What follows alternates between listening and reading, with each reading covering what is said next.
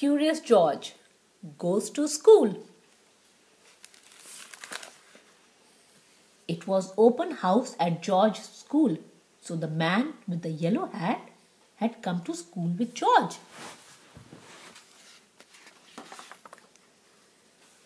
I want to speak to your teacher, the man said. Wait for me, George, and don't get into trouble. George was standing in front of the art room. He opened the door and peeked in. Mr. Williams, the art teacher, was cleaning up. Hello, George, he said. My students will be coming by with their parents today to show them their work.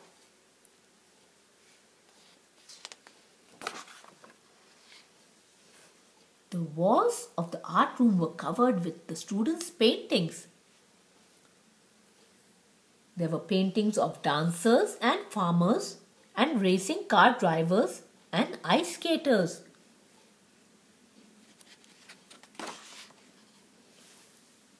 On one wall was a chart with the names of all the children. Each name had a star beside it, except for Alice's name. Poor Alice, said Mr. Williams. She said she left a painting on my desk, but I can't find it.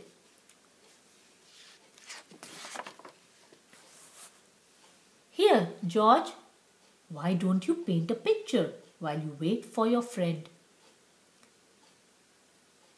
George began to paint.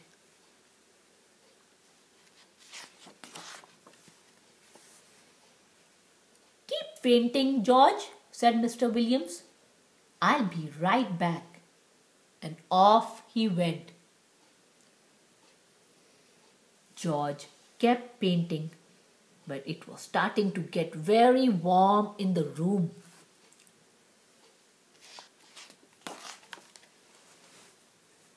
On a nearby table sat a big fan. That would cool him off. George turned it on. But as soon as he did,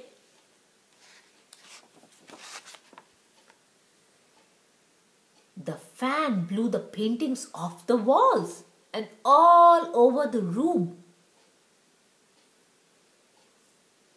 George, cried Mr. Williams, running into the room. Look what you have done.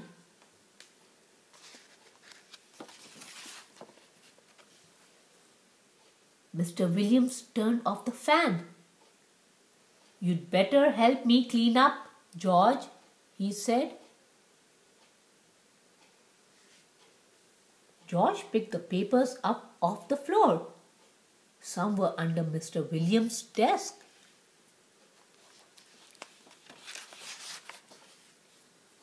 One was stuck between the desk and the wall. When George pulled it out, it was covered with dust, as if it had been there for a long time.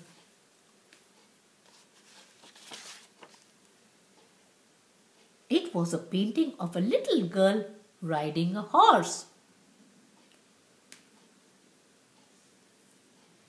That's Alice's missing painting, cried Mr. Williams. Now I can give Alice a star.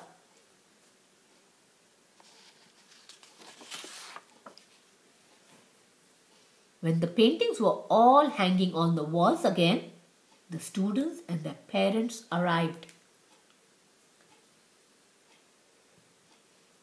There was Alice's painting and there was George's painting right beside it.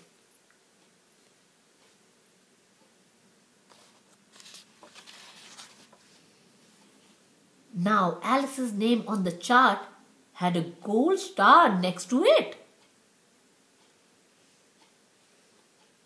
Thank you for finding my painting, George, said Alice. I like your painting too. You should have a gold star.